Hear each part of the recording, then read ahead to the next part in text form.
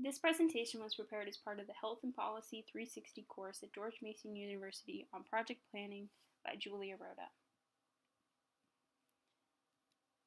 Now, Henry Gantt was a mechanical engineer and management consultant who created the Gantt chart in the 1910s. These charts helped contribute to the success of the Hoover Dam highway system, as well as many other famous infrastructures that we see every day.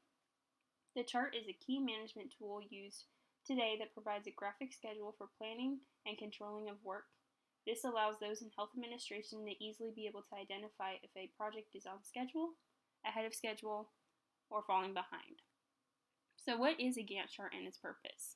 It's a chart that shows the amount of work done or production in a certain periods of time in relation to the amount planned for a given period of time. Now, what will you need to know in order to create a Gantt chart?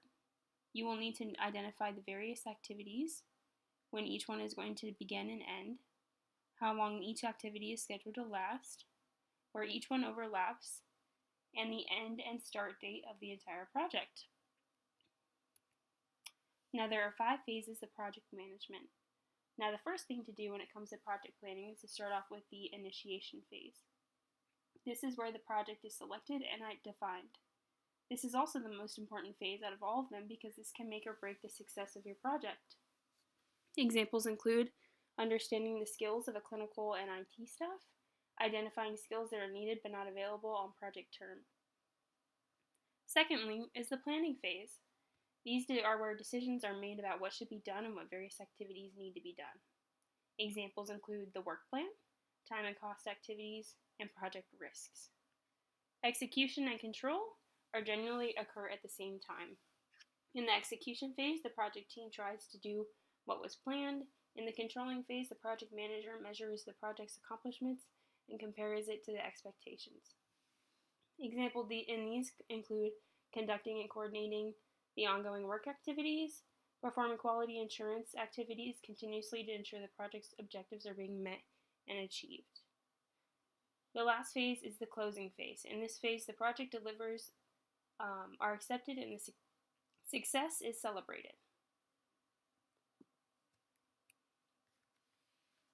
We use the electronic health records in order to reduce medical errors, simplify workload, and streamline operations, and create a network of safety net for patient data. In order for project managers to carry out this plan, they use a software program.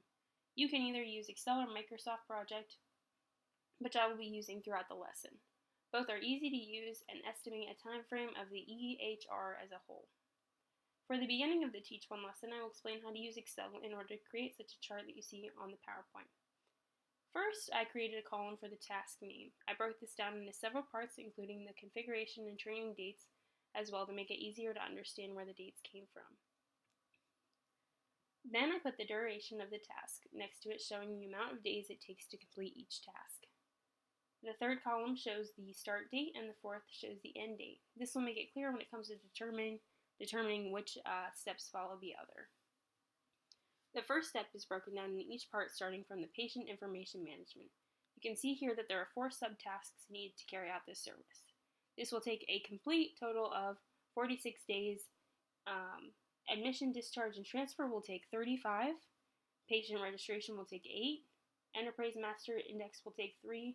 And lastly, patient scheduling will take 15. The most important thing that you should take into account when it is determining the start dates and end dates was not including the weekends. People don't typically work on the weekends, so it's important to work around them.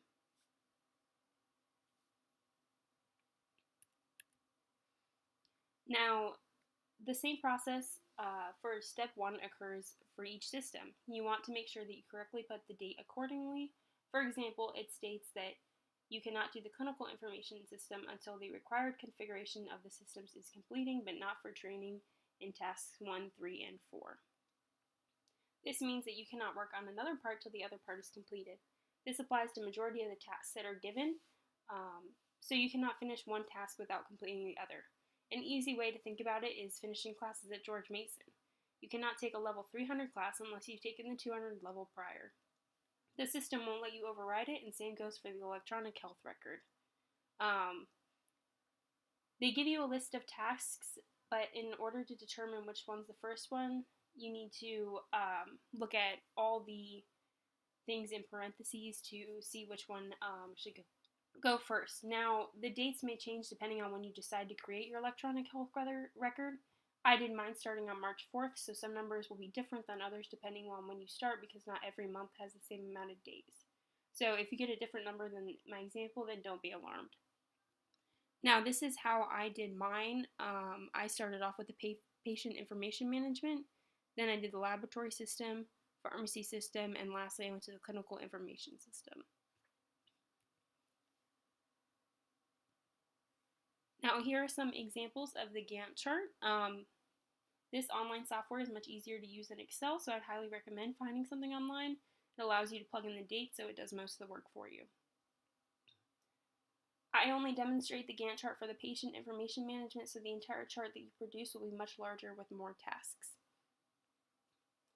The first chart is in blue that I used for Microsoft Project, and I used a free trial software online.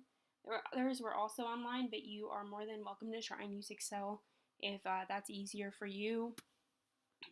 I personally found these ones much easier to use, but it's mostly up to you.